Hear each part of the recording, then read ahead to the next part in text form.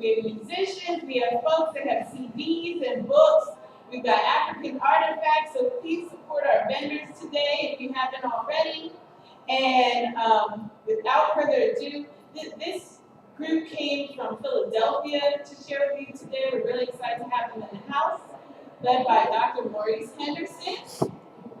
And I'll have him to introduce his folks to you. Good afternoon. Is that morning or still morning? Good afternoon. Good afternoon. I'm Dr. Maurice Henderson from National Black Authors Tour, National Black Artists Spoken Word Tour. I'm going to have two of our authors perform for you. Let's welcome Princess Nina.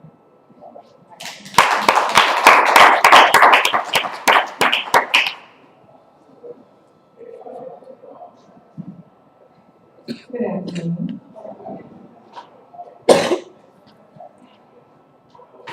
I'm honored to be here to share some poetry. I am going to read from my first poetry book. It's called Straight from the Heart. And in honor of Father's Day, the first poem I'm going to read is called Black Daddy. Everybody here got a black daddy? Well, I wrote it because I think it's really important for us to acknowledge and understand the importance of fatherhood, not just fatherhood, but parenthood. Black Daddy. My dad is my keeper. I shall not forget the discipline I once in life used to get. He helped shape and mold me like a black violet, deep set in the heart of honeysuckle. Offset by my cellular black image, you must interpret my wisdom and strength because I am the world's best representative. I'm ready to wrangle if that's what it takes to let you know that this girl's life you can't win. My dad is my idol in times of child fear, of hurt by another, and moments of dreaming. My dad gives me strength in an imminent way, yielding knowledge and wisdom I'll use every day. That's my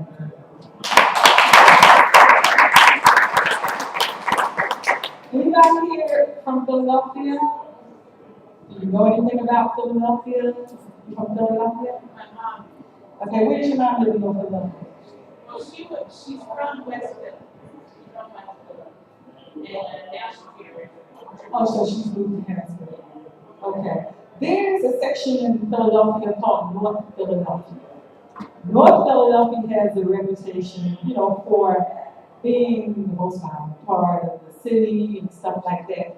So the interesting thing is that I didn't know until I was practicing, I had already obtained my bachelor's degree, how people looked at North Philadelphia. As a matter of fact, when I at Temple University, a gentleman asked me out. We went out, and when we got back, he asked me could he come in. And I said, okay, fine. But, he was expecting something beyond the date. It was our first date. And then I said, well, what made you think that? He said, well, you're from North Philly. I'm like, look, let me tell you about North Philly, okay? In North Philadelphia, we learned, I grew up in North Philadelphia in the 60s. So we learned values, morals, principles, sticking together, was way beyond what anybody. So the name of this poem is North Philly Diva. And I wrote it for all the up and coming North Philly divas all over the world. North Philly Diva. I got my education, dangerous as can be, with a master's certification in dealing with issues that I need to correct. My ancestors' legacy, get their respect. North Philly Diva, going through stuff that lets a diva know that her game is not enough. So I step it up, pep it up. Look at me, baby, I step it up. My head, my crown, my heart, my mind, my pain around my tears, my song and love. That's what North Philly's made of. Divas like me. All right.